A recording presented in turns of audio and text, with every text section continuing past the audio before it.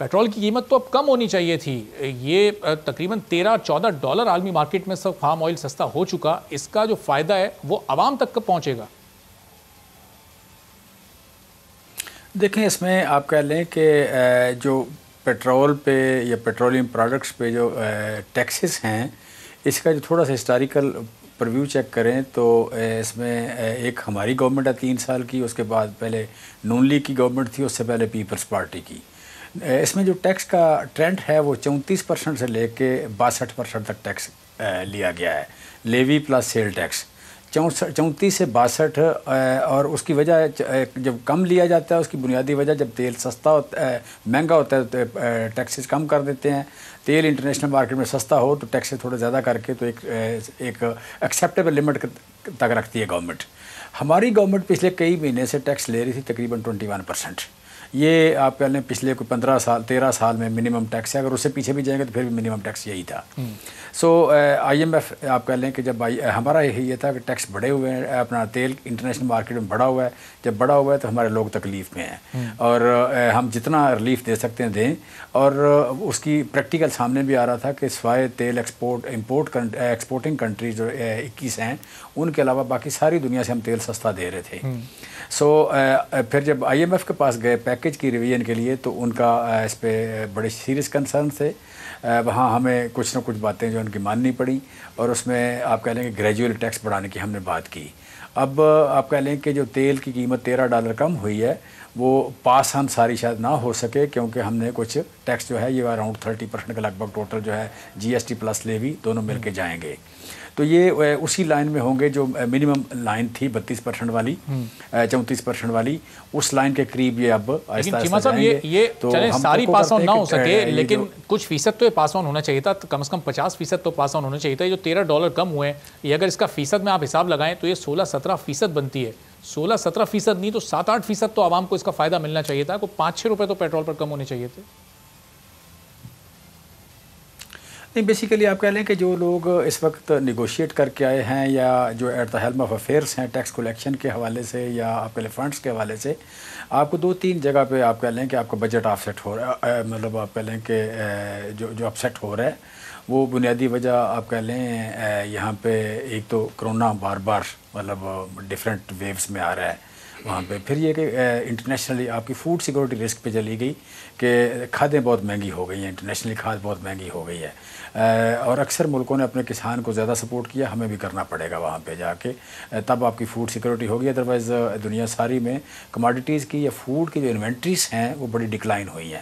یہ انوینٹریز تقریباً 30% سے نیچے آ گئی ہیں سوائے رائس کے. باقی ساری جو کموڈیٹیز ہیں، آئل سیڈ کی ہم بات کر لیں، ہم چینی کی بات کر لیں، ہم گندم کی بات کر لیں، ہم کاٹن وغیرہ کی بات کر لیں، تو یہ نارملی اس کا ایک بیئر منیمم لیول ہوتا ہے کوئی 130 دن کے لگ بھگ، 120 دن سے اوپر. لیکن یہ اب آ گیا کوئی انوینٹریز آ گئی ہیں کوئی 110 دن کے لگ بھگ، 112 دن کے لگ بھگ. تو یہ لیول بڑا خطرناک ہوتا ہے. یہاں پرائسز شوٹ اپ کر جاتی ہیں. سو پرائسز شوٹ اپ کی ہیں آپ کہہ لیں کہ ان کی ہر کھانے والی چیز کی. سو ہمیں فوڈ میں سیلف سفیشینٹ ہونے کے لیے فرٹیلائزر میں سپورٹ کرنا پڑے گا. اکثر ملکوں نے اپنی فرٹیلائزر کی جو سپورٹ ایکسپورٹ ہے وہ بند کی ہے. چائنا جو ہے جون میں بند کرنے جا رہا ہے، رشیا نے اس پہ ٹیکسز لگا دیے ہیں، امریکہ جو ہے وہ اپنی لوکل فوڈ سیکورٹی کو مینیج کرنے کے لیے اس میں پرابلم آ رہے ہیں. سو ہمیں کسان کے لیے کچھ کھادیں جو ہے وہ آؤٹ آف مارکیٹ جا رہی ہیں، لہٰذا ہمیں وہاں بھی سپورٹ کرنا ہے.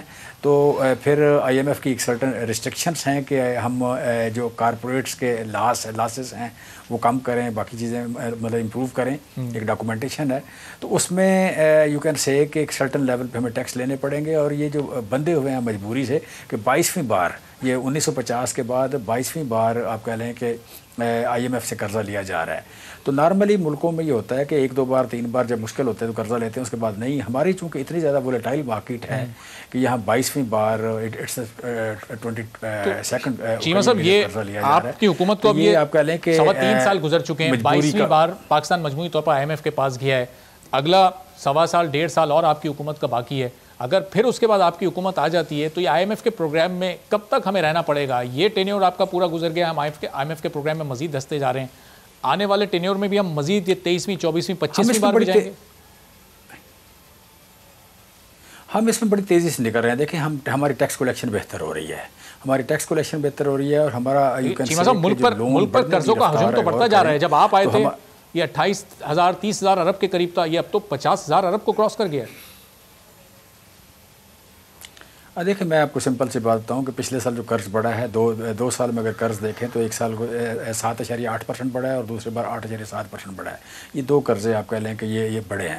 ہمارے 2018 میں اگر قرض دیکھیں تو 17.79% بڑھا. جب نون لیگ کی لاسٹ ایئر تھا 17.79% جو ایکسٹرنل ڈیٹ بڑھا, ہمارا اس سے کم بڑھ رہا ہے. اور ہمارا کرونا میں شاید پاکستان واحد ملک ہے جس کا debt to G D P ratio جو ہے کم ہوا ہے. یا چیمہ صاحب یہ پرسنٹ سیٹ کر اگر آپ وہ والے فگر پر آ جائیں جو خان صاحب اپنے خطابات میں اپنی تقاریر میں جب بتایا کرتے تھے کہ پیپلز پارٹی جب تھی تو وہ 16,000 ارب پہ تھی, وہ نون لیگ آئی تو 28,000 ارب چھوڑ کے گئی, اب جب پاکستان تحریک انصاف آئی ہے تو 50,000 ارب پہ پہنچ گیا. اب یہ فیصد کے ہیر پھیر میں پھر لوگوں کو سمجھ نہیں آتا, اسی زبان میں بات کریں. اس میں خان صاحب دیکھیں اس میں آپ نے ایبسولوٹ ٹرم میں بات نہیں کرنی ہے, آپ نے ریلیٹو ٹرم میں بات کرنی ہے کہ آپ کا tax to G D P ratio کیا ہے. تو tax to G D P ratio جو ہے آپ کہہ لیں کہ debt to G D P ratio جو ہے وہ کم ہوا ہے, یہ امپروو ہوا ہے. یہ ایک بڑی پازیٹیو بات ہے. اور اگر فردر جتنی پروجیکشن جا رہی ہیں 2026 تک اس میں یہ کم ہو رہا ہے. سو یہ ایک میجر امپروومنٹ ہے. اور ہم پیپلز پارٹی کے ہم دور بعد کی بات کر لیں یا نواز شریف کے دور کی بات کر لیں, میں آپ کو جو 11 سال جب ڈبل ڈیجٹ قرضہ بڑھا میں بتاؤں گا تو آپ کو دونوں ادوار مطلب ایک بار ضیاء الحق کا دور ہے, باقی سارے ادوار جو ہے مسلم لیگ نون کے اور پیپلز پارٹی کے ہیں کہ جن 10 یا 12 سالوں میں ڈبل ڈیجٹ گروتھ ہوئی ہے قرضے میں.